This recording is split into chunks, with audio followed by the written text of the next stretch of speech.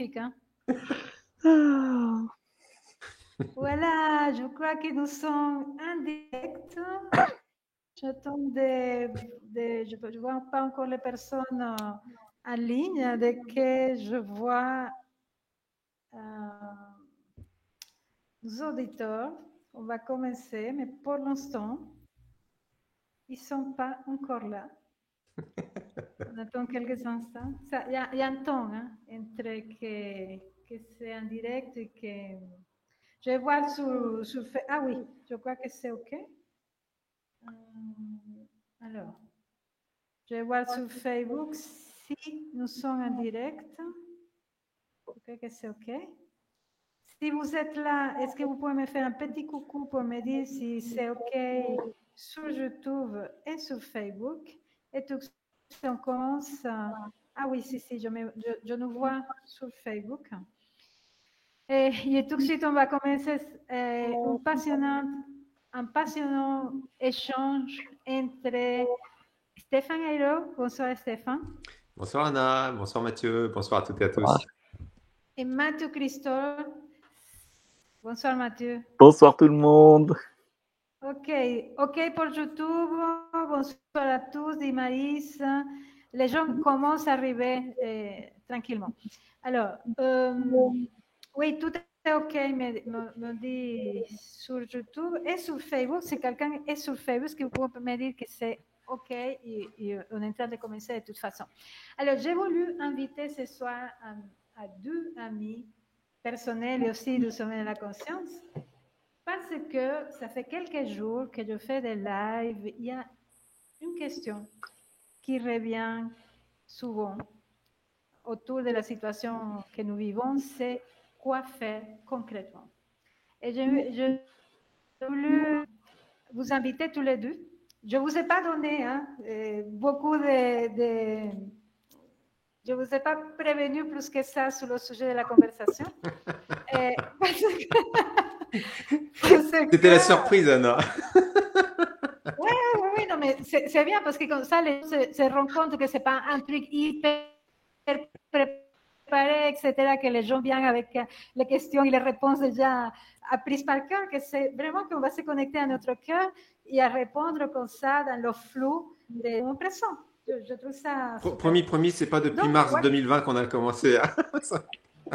Oui, en plus. Donc, voilà, déjà, Mathieu, comment tu vis cette situation que nous sommes en train de vivre et après, je commencerai. Je le vis de deux manières, en fait. Il y a une manière où j'avais déjà... j'ai mon chemin de vie qui fait que je vis dans un petit village, au pied des montagnes, au milieu de maraîchers, et qu'il pourrait se passer des choses encore plus terribles, qu'on est tellement isolé et rempli de maraîchers, etc., que on est dans un petit paradis. Et puis, ma vie est faite de conscience, que ça soit pour moi et ma famille. Donc, il y a d'un côté un calme, un enthousiasme de voir des gens qui s'éveillent, et de l'autre côté, je suis et je reste impacté. Je découvre quand même que si j'ai un petit moment de faiblesse, ça va de suite beaucoup plus en profondeur que d'habitude. Je me sens pas, oh, pas très bien, c'est de suite, je suis pas bien. Et donc, ça m'invite à une vigilance, une douce vigilance. Voilà pour répondre à cette question. Merci. Et toi, Stéphane? C'est sûr que c'est une période challenging en ce moment pour ce que nous vivons. C'est sûr que, en tout cas, pour une grande partie de nos générations, on n'a jamais vécu quelque chose aussi intense que ça. Donc, c'est sûr que c'est challenging. C'est challenging. À la fois, ça met aussi en évidence tout un parcours, justement, un parcours d'éveil. Ça fait plus de 30 ans que je suis sur ce chemin. Donc, je me dis peut-être que toutes ces années, c'était aussi pour préparer des moments forts comme ça. Et donc, ça nous demande d'aller puiser dans nos ressources. Parce que surtout, je vois que aussi bien toi, Anna, que Mathieu, on est souvent aussi dans une situation où on enseigne. Donc c'est bien beau d'enseigner, c'est bien beau de transmettre, mais ces enseignements ou cette transmission n'a de valeur que lorsque on peut les appliquer dans des moments difficiles, durs. Et je crois qu'aujourd'hui, il n'y a pas... Oui, chacun d'entre nous est face à ses cohérences et ses contradictions. Et c'est comme ça que je le vis surtout. C'est comme ça que je le vis. Et puis aussi, comment je le vis, c'est aussi arriver à toucher cette zone de non-jugement, parce qu'on peut vite basculer d'un jugement ou un autre, hein, peu importe. Je ne vais pas parler de quand, mais vous voyez ce que je veux dire. On peut vite basculer d'un jugement à un autre rapidement, que ce soit sur le pass sanitaire, que ce soit sur le vaccin, que ce soit sur les masques. Et puis on peut vite tomber aussi dans la colère, dans les émotions négatives. Donc je dirais que je le vis avec beaucoup de vigilance, parce que il n'y a pas de formule toute faite en ce moment pour ce qu'on vit. Et puis je me mets aussi à la place des corps professionnels qui sont dans l'obligation de subir l'imposition d'un vaccin à l'heure actuelle, alors que c'est peut-être pas forcément leur choix. Et c'est compliqué. C'est pas une situation simple. C'est pas une situation simple où on peut avoir une formule magique. Ça demande beaucoup de vigilance et d'aller surtout dans nos ressources et mettre en application justement toute la sagesse qu'on peut avoir acquis pendant toutes ces années. Mais c'est un Tout à challenge, c'est fait. un challenge. Mais à Tout la à fait. fois, je rajouterais simplement, pour rajouter par rapport à comment je le vis, euh, j'ai fait en sorte de, de, de dissoudre la gravité. C'est un moment important, mais ne pas rajouter de la gravité, et ça c'est important. Donc faire dissoudre la gravité pour pouvoir permettre de le traverser différemment. C'est peut-être ce que je dirais. Ok. Apparemment, on ne m'entend pas bien, moi. Est-ce que ça va mieux? Ça va un peu mieux, oui, pour moi. En tout cas, je Est-ce que t'entends. vous m'entendez quand je me mets le micro comme ça Ah près oui. de la bouche? C'est Ah, ok? là, on t'entend très très Ok. bien. Ok. D'accord. Alors, C'est comme si tu étais revenu on de va Costa méditer. Rica. Ouais, j'y suis encore. Alors, comme je vous ai dit au début, je voulais parler des outils concrets parce que les gens me les demandent tous les jours. Quoi faire? Quoi faire, Mathieu? Est-ce Hmm. que le ressenti qu'on te pose cette question? Mathieu, il y avait deux choix, c'est tombé sur toi. Ouf. Oui, je crois que j'avais un peu provoqué le truc en off, alors je vais assumer. Quoi faire? D'abord, Anna, je te remercie de me donner cette fenêtre à dire quoi faire. Euh, Je vais juste introduire au cas où on ne connaît pas bien mon histoire. J'ai commencé à 15 ans avec la méditation, à être connecté à l'énergie, et j'ai passé peut-être plus de 18 ans à savoir quoi faire, des techniques énergétiques, quoi faire, de la canalisation, quoi faire, de ceci, quoi faire, du bio, quoi faire de cela. Et la vie s'est recontractée dans mon parcours. Elle est redevenue quelque chose commun à tout ce que j'avais pu vivre avant la spiritualité. Et j'ai pas compris. Au début, je croyais que je faisais mal à partir de là. Et j'ai compris avec le temps que, en fait, il y avait une invitation d'arrêter de vouloir faire. Nous sommes avant tout des êtres et nous avons la plus belle occasion d'être. Je reprendrai le mot de Stéphane. S'il y avait un truc à faire, c'est de mettre moins de gravité, de un pas en arrière. Juste, et si je respire un coup, pas je respire que mécaniquement, mais je respire dans le sens, je laisse un espace, mais c'est pas une technique que je fais. C'est juste, bah ouais, je suis un bête être vivant sur une immense planète qui va vivre un certain temps et qui peut mourir demain. Et aujourd'hui, quand, eh bien, ça vibre plus fort en nous, cette sentence, parce que quand on est assis dans notre confort, qu'on a l'impression qu'il y a l'éternité devant nous, on dit oui, oui, moi je médite, j'ai pas peur de la mort. Mais là arrivent des choses, des pour, des contre, de la menace de mortalité, etc. Eh bien, ça nous ramène à qui nous sommes réellement, un organisme vivant. Et ce qui est incroyable, c'est que plus j'arrive à lâcher, et là je parle en tant que l'éternel apprenti dans le quotidien, même si je propose des enseignements, des vidéos aux gens, je me considère toujours apprenant. Ben là, qu'est-ce qu'il apprend celui-là, là, cet apprenant? Il réapprend que ben, il y a des choses nous n'avons pas, c'est pas entre nos mains en fait, et d'accepter cela, d'accepter que on n'a pas le contrôle. Tout d'un coup, notre planning il s'effondre et et c'est plus que toute cette illusion de notre capacité à contrôler le monde part en éclats. Et ça, c'est un cadeau. Si on le prenait comme un cadeau, plutôt qu'un truc grave, et qu'est-ce que ça fait en moi? Et qui je suis réellement en tant qu'organisme vivant? Nous avons perdu tellement nos sens biologiques par le confort, l'excès de confort. Et là revient de l'urgence, et c'est des occasions. Je ne dis pas que je suis content de ces lieux, mais puissions-nous prendre ça comme une occasion. Demain, c'est la mort de toute façon, on s'en fiche. Ça a toujours été vraiment ça. Toutes les minutes, il y a des cellules de notre corps qui sont en train de mourir. Et nous avons peur comme si que tout va s'arrêter d'un coup. Mais ça s'arrête à tout moment et ça redémarre à tout moment. Donc, puissions-nous visiter cette réalité cette fois-ci de façon beaucoup plus concrète, de beaucoup plus intense. Il y a plein de petites perles de sagesse que j'ai lues au cours de ma vie et qui me reviennent, mais avec une intensité différente, comme tout passe, tout passe. Je m'arrêterai là pour laisser de la parole quand même pour toi, Stéphane. Et avant, Stéphane, apparemment, on nous a perdus.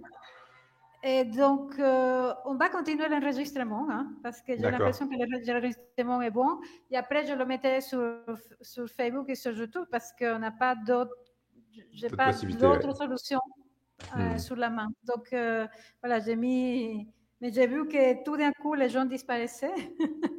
Je comprends maintenant pourquoi. On continue. D'accord. Oui, j'aime bien ce que Mathieu vient d'exprimer, la notion d'impermanence. Alors, c'est vrai que faire au quotidien, chacun d'entre nous. Est-ce que c'est OK, Anna, si je commence avec une petite histoire, un conte philosophique? Tu sais que c'est vraiment mon dada, que j'adore les contes. Et je crois que peut-être que, comme on disait, si on veut enlever la gravité, c'est important de revenir aussi dans son cœur d'enfant. Et ce conte, ça me fait penser au... Et en même temps, ce soir, je trouve qu'on est dans une légèreté que j'aime beaucoup. Hein? Ouais, c'est vraiment... C'est important parce que c'est vrai qu'il y a les lanceurs d'alerte et c'est nécessaire. Et aujourd'hui, peut-être qu'on est plus des lanceurs d'espoir.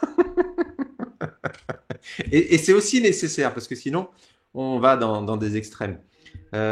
L'histoire que j'aimerais vous raconter, c'est l'histoire du 11e disciple. C'est un maître dans la région des Himalayas, près de Rishikesh. Il a 10 disciples, mais depuis longtemps, depuis plus d'une douzaine d'années. Et puis un jour, il dit aux 10 disciples qu'il va accepter le 11e disciple. Alors là, après 12 ans, c'était inespéré. Un 11e disciple, quelqu'un de nouveau.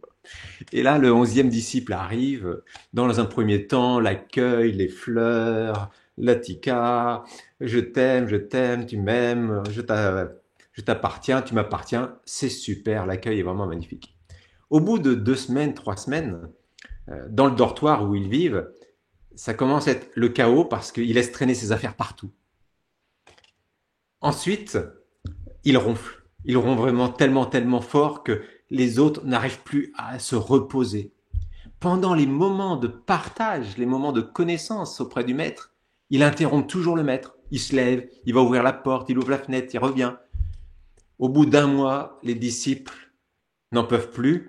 Ils se créent en comité de revendication et ils vont voir le maître en disant, là, maître, pendant 12 années, c'était le paradis ici.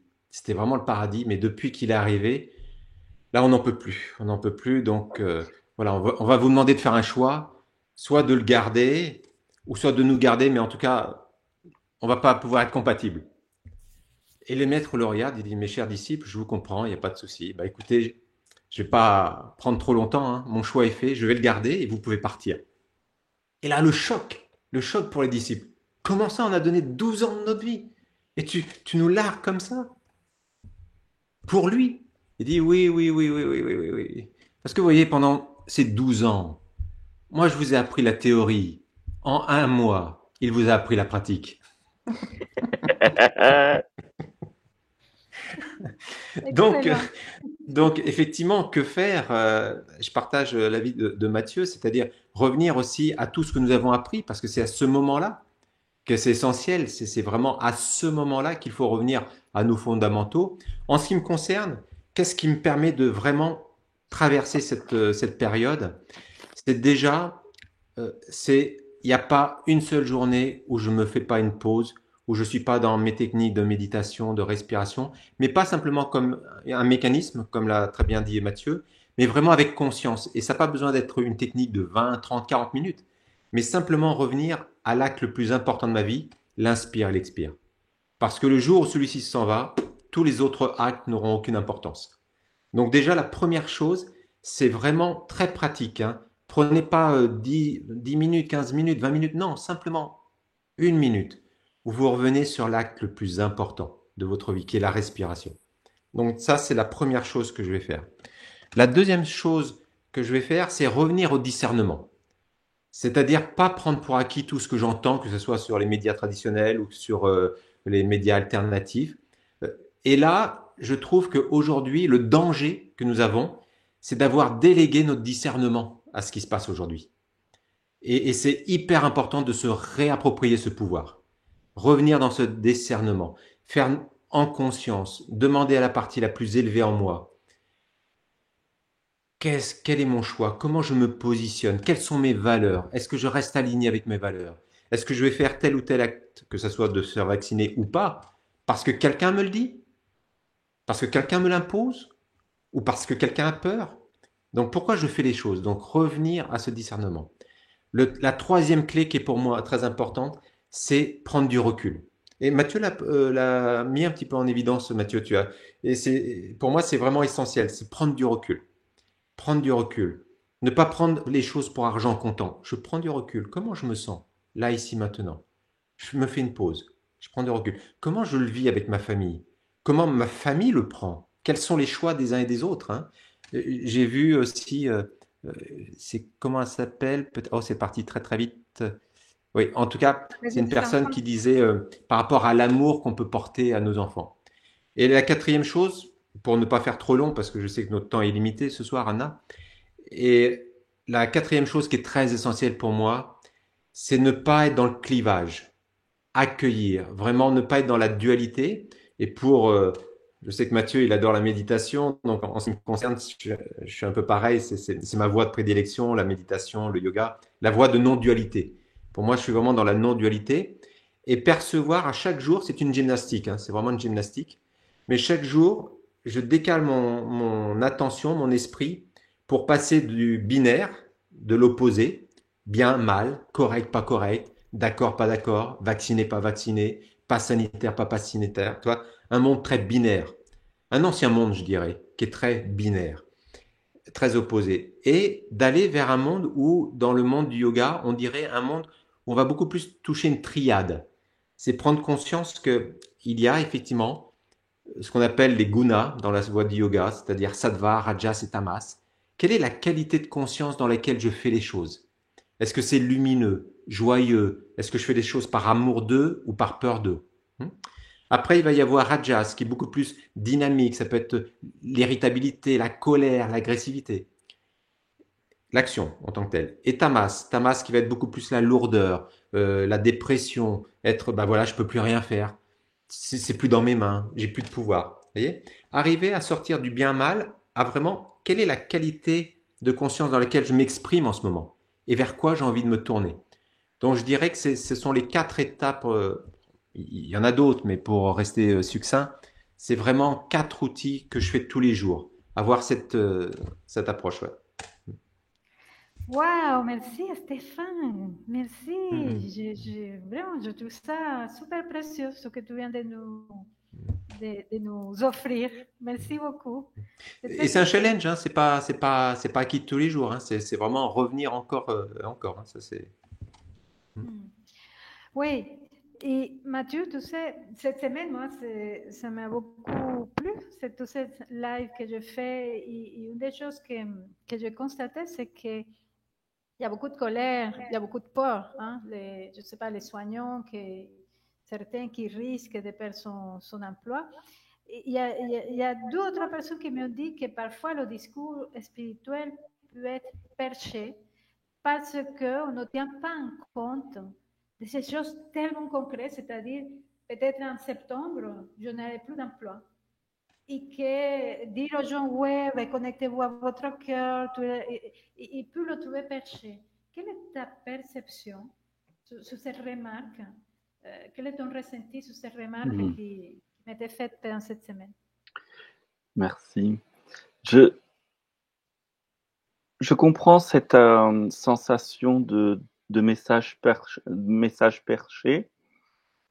J'ai la chance, moi, de vivre dans un endroit où il y a pas mal de personnes qui sont des profs de yoga, des enseignants spirituels, machin, et on n'est pas tous d'accord. C'est-à-dire, il n'y a pas les spirituels, déjà. Et je voudrais que vous l'entendiez. Il y a des humains qui s'expriment avec leur être-té. J'ai mes meilleurs amis qui sont profs de yoga, qui même se proposent sur Internet et tout. Ils sont à toutes les manifs. Ils sont, même s'ils sont lanceurs, ils prennent le micro. Il est parti même en garde à vue. Il y a eu même des articles sur lui et il n'est pas en mode zen quand il est dans la manif. Et ses élèves ont été très choqués. Il a dit non mais je me suis posé avec moi-même, il y avait une grande colère et j'ai compris que je ne pourrais pas l'arrêter. J'ai accepté qu'elle existe et, il la vit avec. Et pourtant, ce sont des amis, ils sont profs de yoga depuis plus de 10 ans, ils pratiquent le yoga depuis des années, suivent les enseignements de la non-dualité. Et justement, face à cette incapacité de calmer la colère, mais ils l'utilisent, ils la laissent vivre. Et la colère, il y a une chanteuse que j'aime beaucoup qui s'appelle Kenny Arcana, qui est une chanteuse très revendicante, très militante, c'est pas du tout zen les oiseaux, et elle dit la rage naît de l'amour. Et parfois la colère naît de l'amour, de l'envie de vivre, et c'est légitime.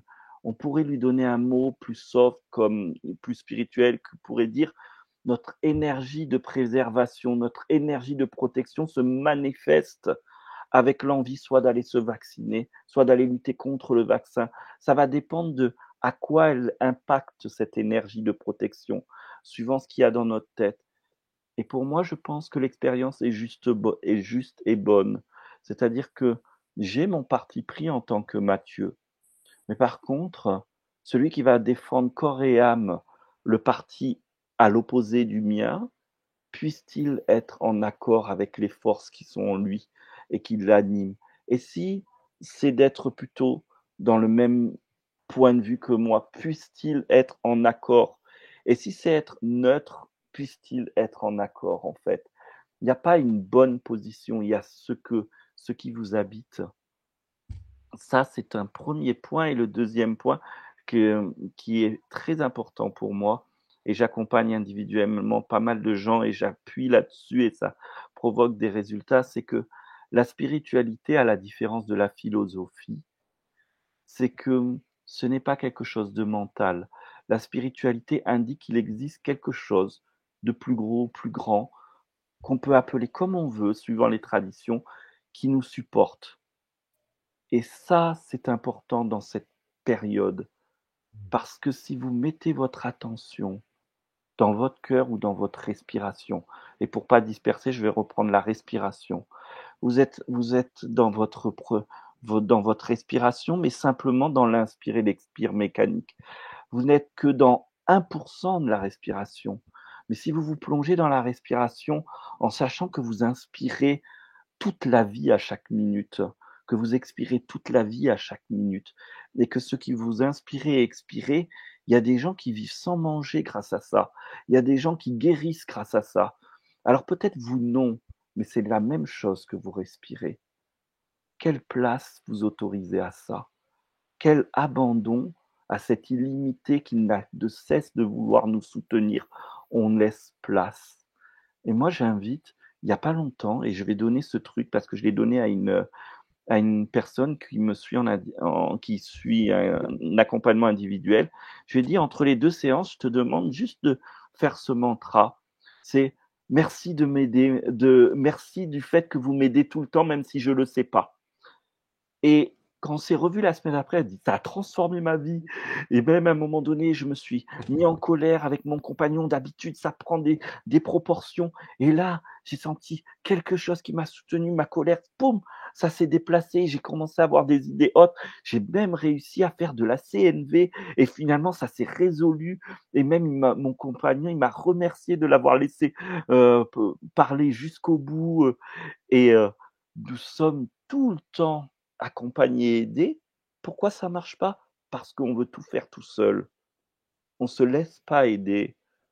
Mais même dans la vie de tous les jours, je peux t'aider? Non, non, ça va. Je peux t'aider? Non, non, non, c'est bon. On est toujours à vouloir refuser l'aide. Il y a des forces incommensurables qui sont subtiles, donc on ne sent pas, qui sont silencieuses, donc on ne les entend pas, mais donc qui ont à cœur de nous soutenir.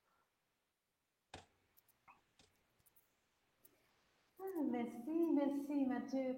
Et toi, Stéphane, quel est ton ressenti par rapport à... On t'entend plus tellement, Anna.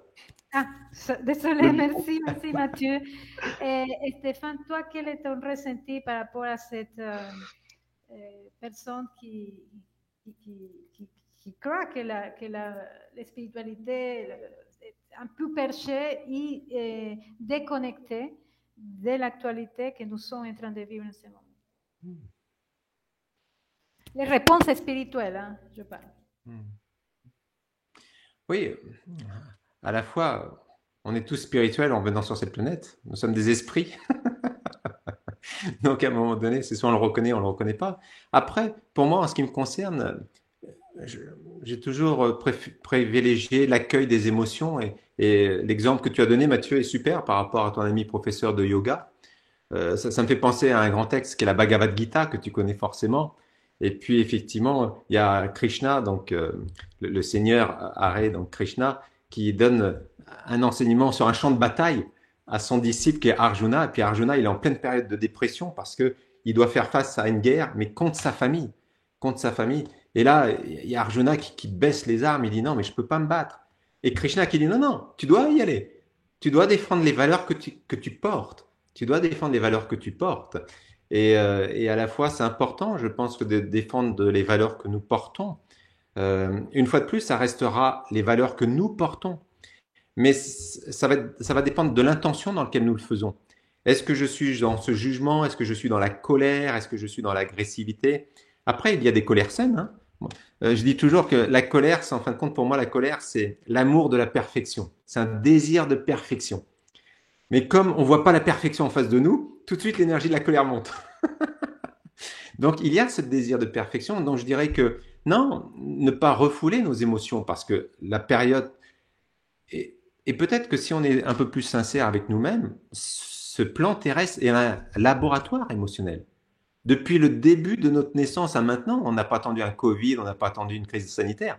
Combien de chaos on a vécu, combien de crises on a vécu, c'est l'humanité, combien de crises elle a vécu, des guerres encore et encore. Il n'y a rien de nouveau, il n'y a rien de nouveau. En tout cas, sur cette planète, il n'y a rien de nouveau. C'est peut-être, pour nous, c'est nouveau. Mais sur l'humanité, ce qu'elle a vécu, il n'y a rien de nouveau. Donc je dirais que c'est surtout accueillir ses émotions, ne pas refouler. Si je suis en colère, bah oui, accepter le fait que je suis en colère. Et puis ne pas la réprimer parce que ça va être pire. Et oser se manifester, oser dire. Maintenant, pour moi, il y a la façon d'exprimer nos émotions.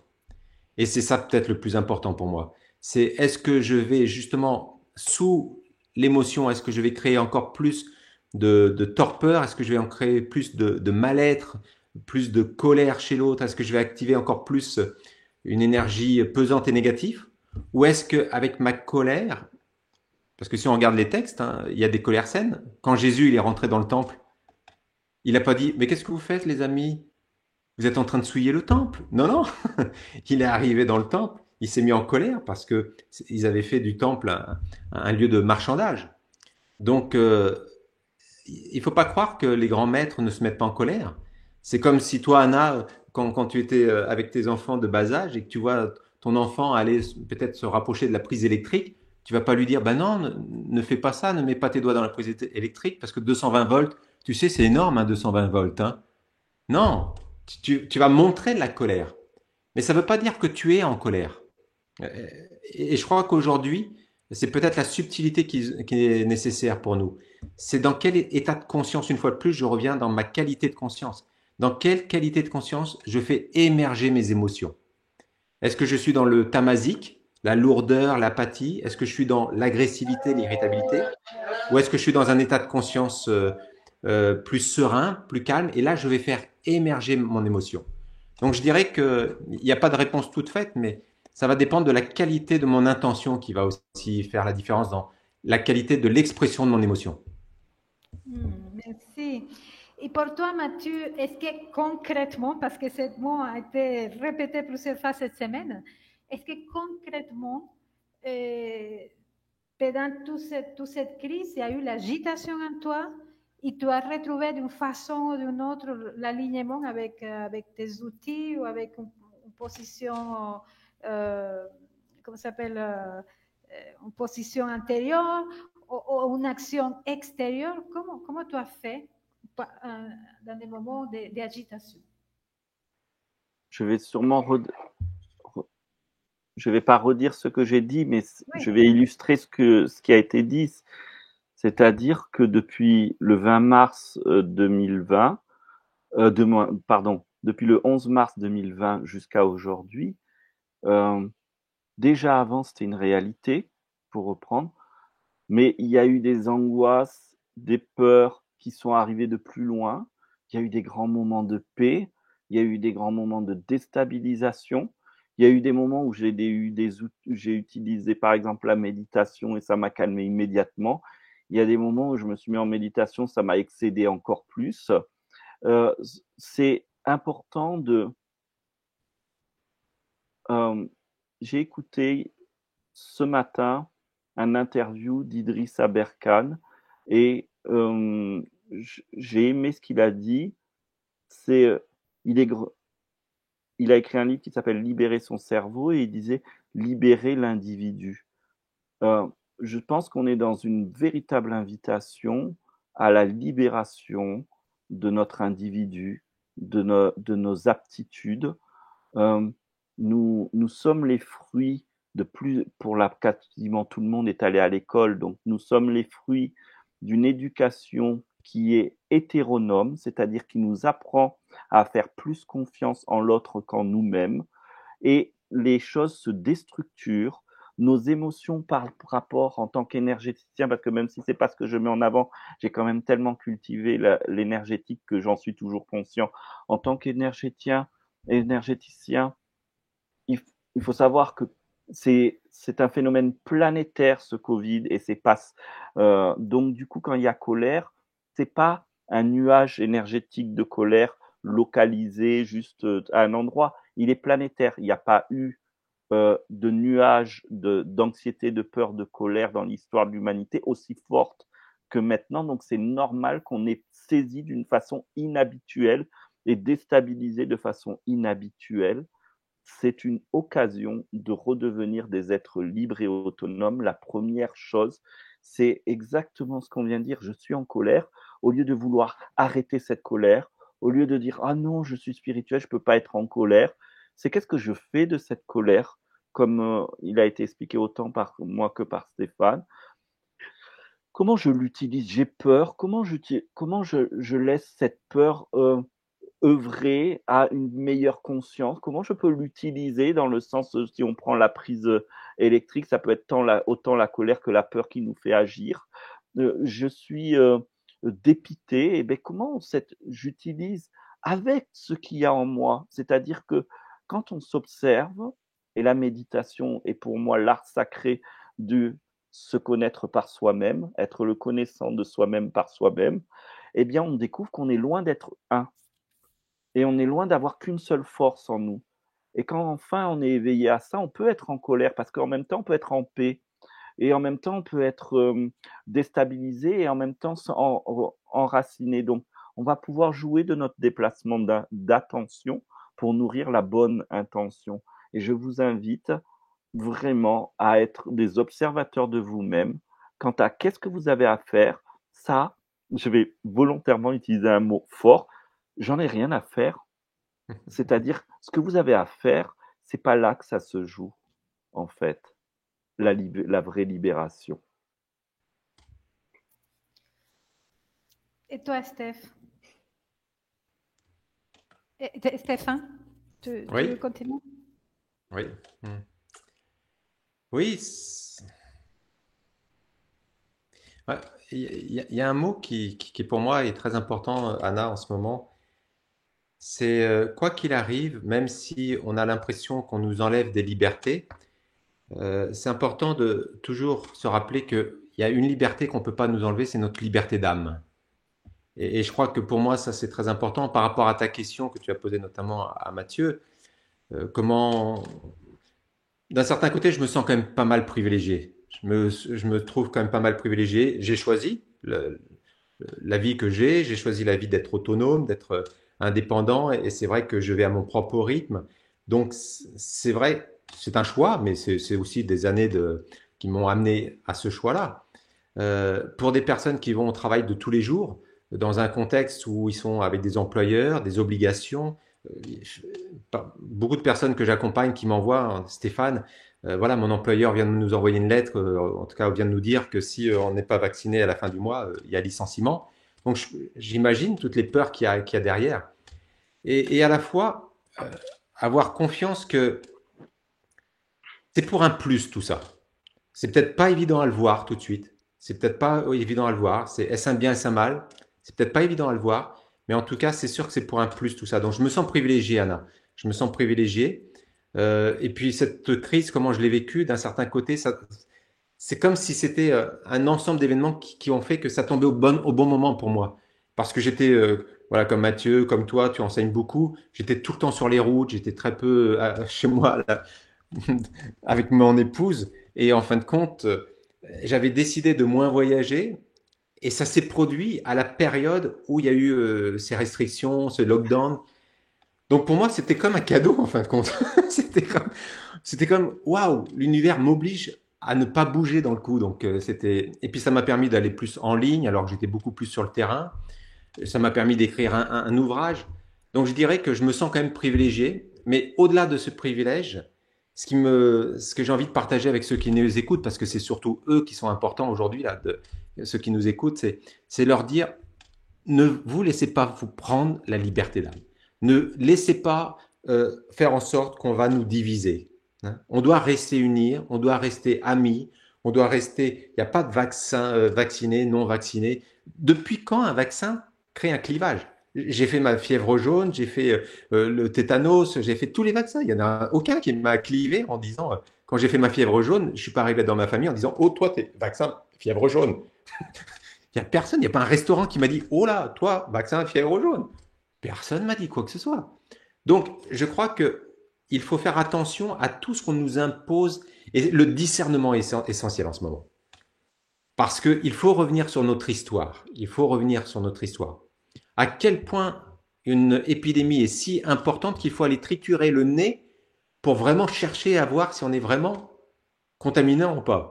Retourne dans l'histoire et lit la peste noire. Une personne qui avait la peste, on n'allait pas chercher à savoir si elle avait la peste ou pas. Hein. Il fallait pas 48 heures pour le savoir ou pas. Donc je pense qu'aujourd'hui, le mot d'ordre, c'est vraiment discernement, rester unis, ne pas tomber dans le jugement et surtout avoir beaucoup d'amour pour ce qui se passe sur cette planète en ce moment. Beaucoup d'amour, mais pas un amour émotionnel, vraiment beaucoup, beaucoup, beaucoup d'amour.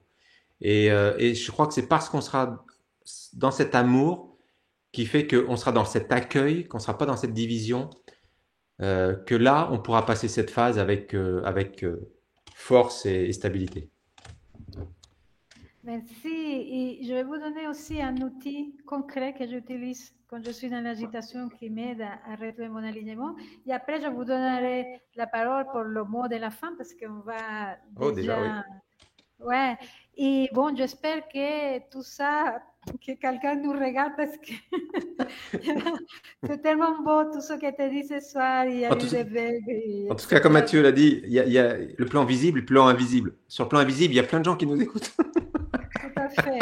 Et sur le plan invisible, on est aussi en train de créer quelque chose C'est clair. que les gens ne nous entendent pas. Hein? On fait pas ça pour. Voilà.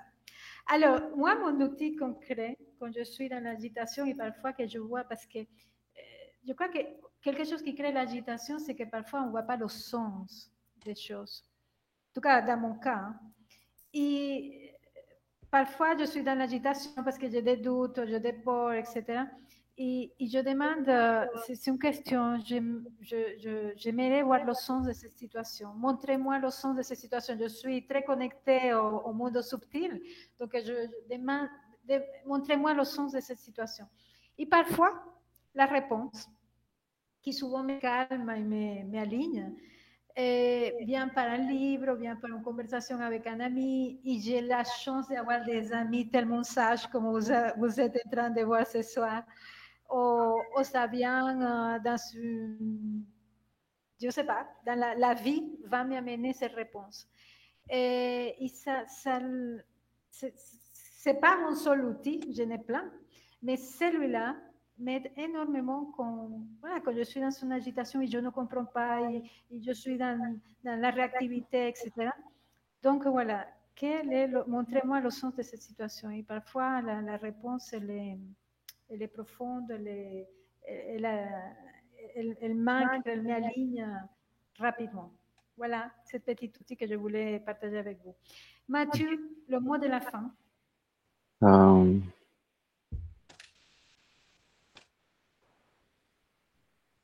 si ça serait le mot, un pas en arrière. Un pas en arrière. Oui, un pas en arrière. Avant toute Allez, action, le un reculer. pas en arrière. Après, faites ce que vous voulez, mais juste avant, est-ce que c'est juste et bon pour moi? Et après, je m'élance ou je m'élance pas, mais un pas en arrière. Merci. Et pour toi, Stéphane?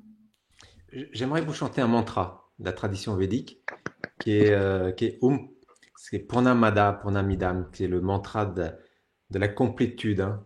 Tout n'est qu'un et il n'y a pas de division. Donc c'est pour moi ce mantra, me conforte pour sentir que malgré, même si je comprends, et j'ai bien aimé ton, ton outil, Anna.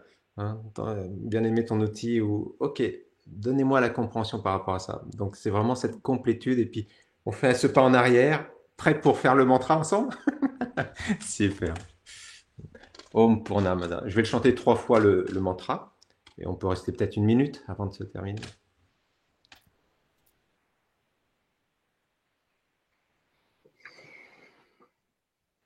Om Purnamada Purnamidam Purnat Purnamudachyate Purnasya Purnamadaya Purnameva Vashishate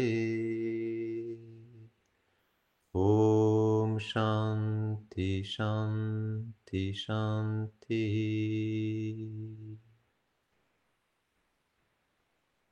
Om Purnamada Purnamidam Purnat Purnamudachyate Purnasya Purnamadayat Purnameva Vashishate Om Shanti Shanti Shanti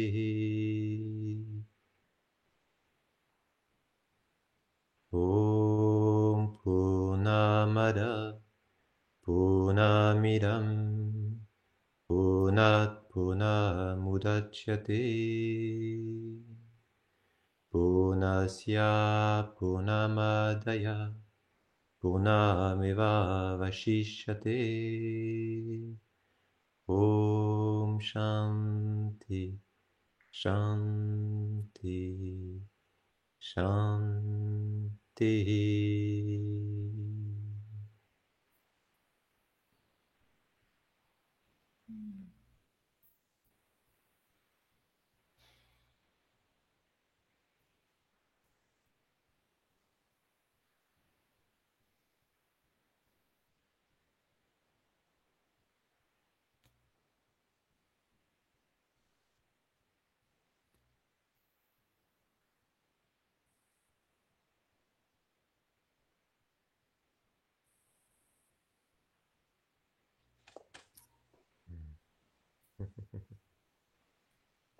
Merci, merci Stéphane.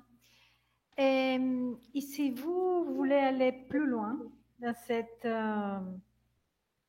chemin de l'alignement, hein, parce que c'est un chemin. Avant de dire ça, je voudrais te remercier parce que j'ai senti pendant que tu chantais, j'étais déjà alignée, hein, parce qu'on avait déjà partagé avant et bon, j'étais bien. Mais j'ai senti qu'il y avait quelque chose qui me tirait comme ça vers le haut et je suis davantage alignée, donc merci Stéphane. Hein. Et vous, si vous voulez, chez vous, aller plus loin dans ce schéma de l'alignement, nous avons créé un programme qui s'appelle Alignement conscient et que Stéphane et Mathieu en font partie. Stéphane traite le sujet de la respiration et la méditation pour retrouver son alignement. Et Mathieu, si je me rappelle pas mal, c'est la gratitude. Je vais chercher, je le dis. Je respire, je médite. Ça s'appelle Stéphane. Et Mathieu. Retourner dans le cœur, sûrement. Oui, je suis dans la gratitude et la célébration. Donc, ces deux parties sont de l'intégrale du programme Alignement conscient.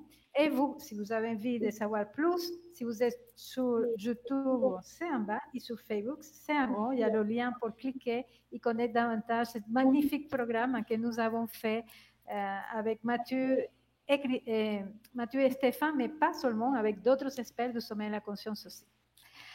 Mes chers amis, merci pour ce moment de bonheur. Je vous partage que j'étais à 45 degrés. je suis dans ce petit bureau que j'ai loué dans un cybercafé parce que je n'ai pas Internet chez moi. Et je suis à 45 degrés, mais c'était tellement bon que voilà, j'ai supporté grâce à vous. Merci beaucoup. 45 degrés. Et pour tous ceux qui sont à la maison, je vais tout de suite mettre le replay sur YouTube et sur Facebook. Je vais essayer, j'espère que ça va aller bien, parce que j'ai adoré vraiment ce partage que nous avons fait ce soir. Merci. Je vous dis à très bientôt. Et bisous à vous deux et bisous à vous tous. Et à très bientôt pour d'autres aventures. Oui, et une dernière chose. Si vous avez aimé, si vous avez senti que ça vous alignait, que c'était léger, que ça vous a mis le cœur en joie, partagez. Parce qu'en ce moment, il y a plein de gens qui n'ont pas le cœur en joie, qui ne sont pas alignés, et que cette vidéo pourrait vraiment leur faire un très grand bien. Et donc, partagez avec cette personne et partagez tout simplement. À très bientôt. Merci.